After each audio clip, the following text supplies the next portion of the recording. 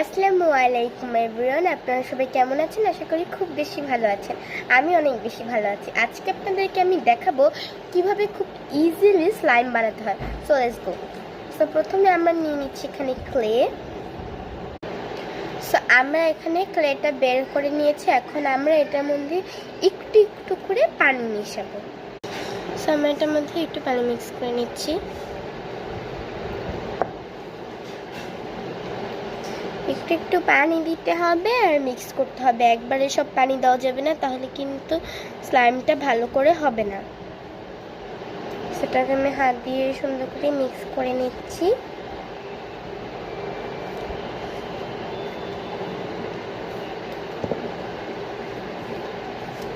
তো তারপর আমি আবারও পানি দিয়ে দিচ্ছি এবং আবারও আমি মিক্স করে নিব এটাকে। সো আমাদের এখানে মিক্স করা হয়ে গিয়েছে। এখন আমরা দিব শ্যাম্পু।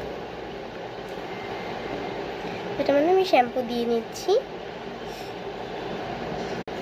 সো আমি এখানে শ্যাম্পুটা দিয়ে দিয়েছি। এখন আমি এটাকে মিক্স করে নিব। খুব ভালো করে মিক্স করে নিতে হবে এই ক্লেটার সাথে এই শ্যাম্পুটাকে।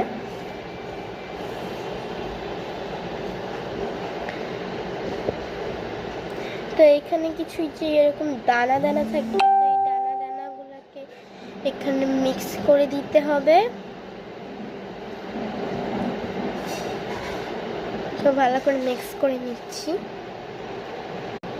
সো এখানে আমাদের শ্যাম্পুর সাথে ক্লেটাকে মিক্স করা হয়ে গিয়েছে। সো এইবার আমরা দিব সবচেয়ে ইম্পর্টেন্ট পার্ট, অ্যাক্টিভেটর।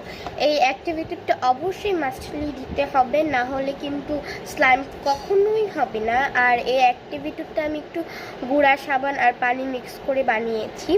এখানে পরিমাণ মতন দিতে হবে, একদমই বেশি দেওয়া যাবে না। সো আমি এখানে দিয়ে নিচ্ছি।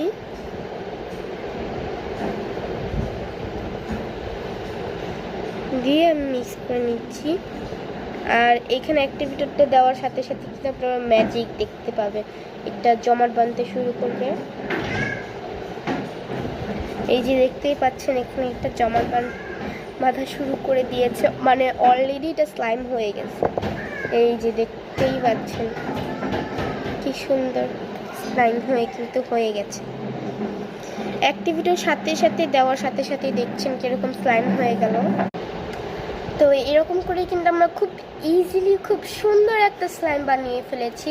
আপনারা এখানে বুঝতে পারছেন না কিনা জানি না, কিন্তু এই স্লাইমটা কিন্তু খুবই পারফেক্টলি হয়েছে। আপনাদের কাছে এটা কেমন লেগেছে অবশ্যই কমেন্টে জানাবেন।